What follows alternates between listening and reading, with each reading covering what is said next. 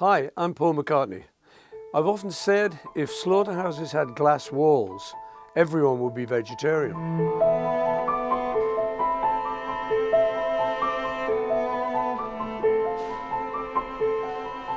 Animals raised on modern factory farms and killed in slaughterhouses endure almost unimaginable suffering. I hope that once you see the routine cruelty involved in raising, transporting and killing animals for food, you'll join the millions of people who've decided to leave meat off their plates for good.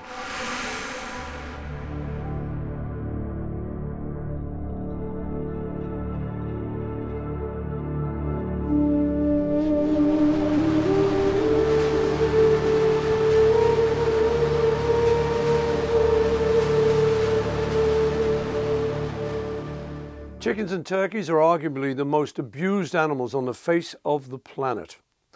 They're crowded into filthy sheds by the tens of thousands and forced to live in their own excrement. Chickens and turkeys are selectively bred to grow so large, so fast, that many become crippled under their own weight. Workers in slaughterhouses and on mechanized farms are poorly paid, and their work often goes unmonitored. Many investigations into chicken and turkey slaughterhouses have revealed shocking cruelty that goes beyond the standard abuses, such as this recent footage from a top turkey producer.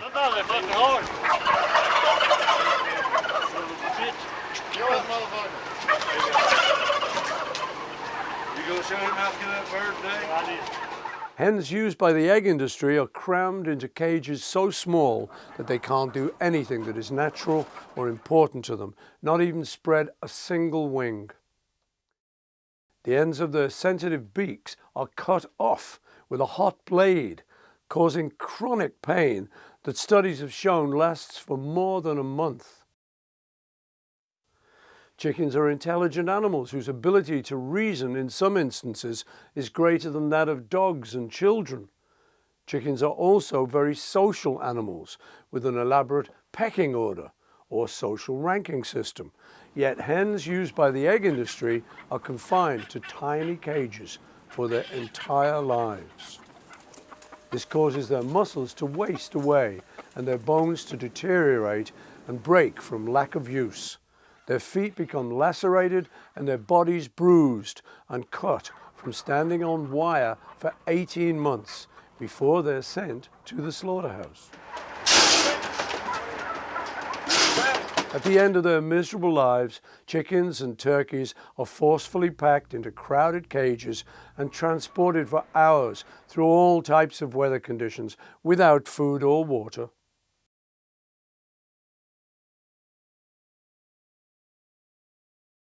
At the slaughterhouse, these birds' legs are forced into shackles and their throats are cut, many while they are still completely conscious.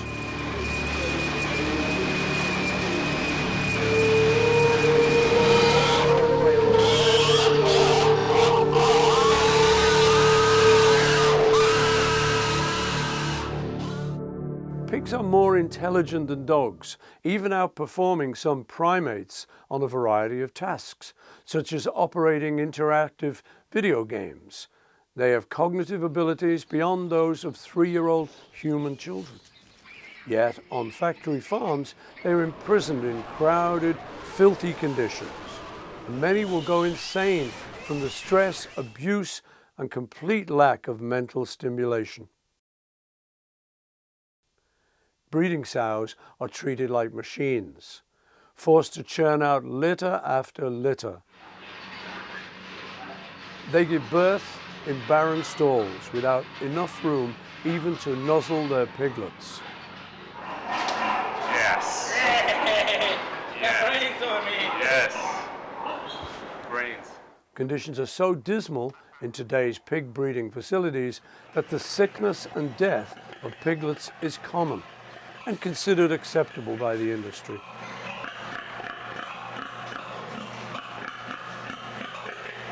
Pigs are bred to grow unnaturally fast, which causes injury, sickness, and constant pain.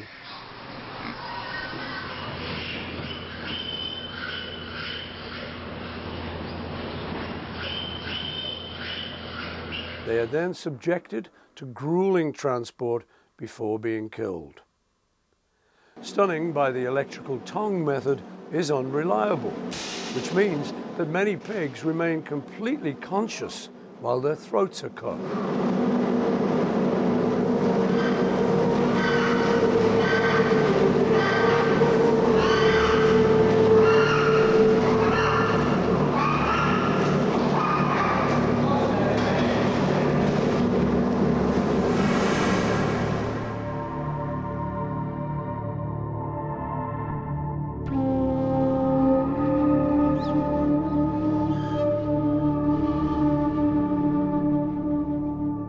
Cows never forget a face or a place, and they have complex problem-solving skills. Cambridge University professor Donald Broom documented the fact that these gentle animals become excited and sometimes even jump into the air when they've figured out a solution to a problem. Cattle used for meat and milk are fed an unnatural diet to maximize growth and milk output that causes them to be constantly bloated and in pain. During the winter, they're crowded into filthy, congested sheds in much the same way as pigs and chickens, and in some cases, they're even kept indoors all year round. Female cows produce milk for their offspring, not for human beings. Mother cows in the dairy industry are kept perpetually pregnant to keep the milk flowing. Their calves are taken away from them shortly after birth, which causes both of them profound distress. On today's dairy farms, mother cows are treated as nothing more than milk machines. Some are genetically manipulated to produce 10 times more milk than their calves would naturally suckle. Several times per day, they're hooked up to these machines, which can cause painful mastitis from repeated milking. When they're no longer useful for milk production, they too are sent to slaughter, usually to be ground up for burgers and soups. Whether they're raised for meat or milk, cattle endure a harrowing journey to slaughter at the end of their lives. Some don't even survive the trip.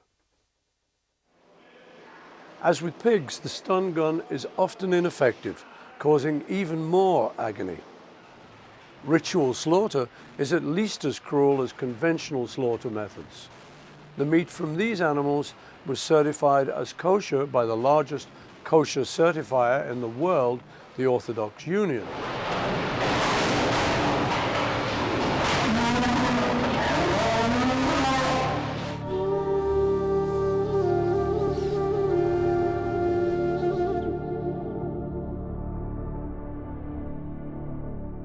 There is a scientific consensus that fish are intelligent and have distinct individual personalities. They can use tools and have sophisticated memories. Dr. Sylvia Earle, a leading marine biologist, says, "I never eat anyone I know personally. I wouldn't deliberately eat a grouper any more than I'd eat a cocker spaniel. They're so good-natured, so curious. You know, fish are sensitive, they have personalities. They hurt when they're wounded. They also feel pain in the same way as mammals do. And yet they're killed by the billions in ways that would be illegal with any other species. Massive trawling nets capture hundreds of tons of animals as they're dragged along the ocean floor.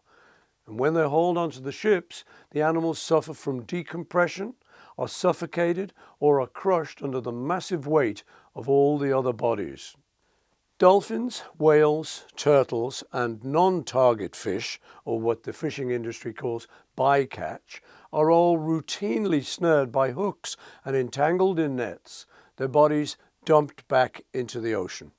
Environmental scientists are sounding the alarm about the tragic state of the world's oceans. If we continue the fishing industry's rape of the oceans at the current rate, marine scientists tell us that the oceans will be empty of fish by the year 2048. Aquaculture, or underwater factory farming, is also horribly abusive to animals. Fish are forced to swim in their own waste in congested, toxic cesspools. Disease is rampant. Conditions on some farms are so horrendous that 40% of the fish die before farmers are ready to kill and package them as food. Fish consumption is the #1 cause of food poisoning and the only significant means by which humans are exposed to mercury, a documented poison that causes a wide range of neurological problems. Whether the flesh comes from an animal with 4 legs, 2 legs, or no legs, all meat is truly red meat.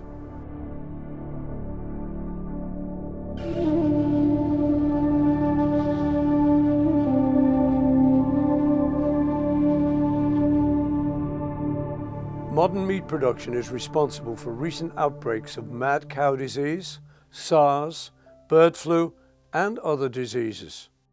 And animal products are also often contaminated with a bacterial stew of Campylobacter, Salmonella, and E. coli. The consumption of animal flesh, all of which is riddled with fat and cholesterol, is also a prime contributor to today's epidemics of obesity, heart disease, and cancer.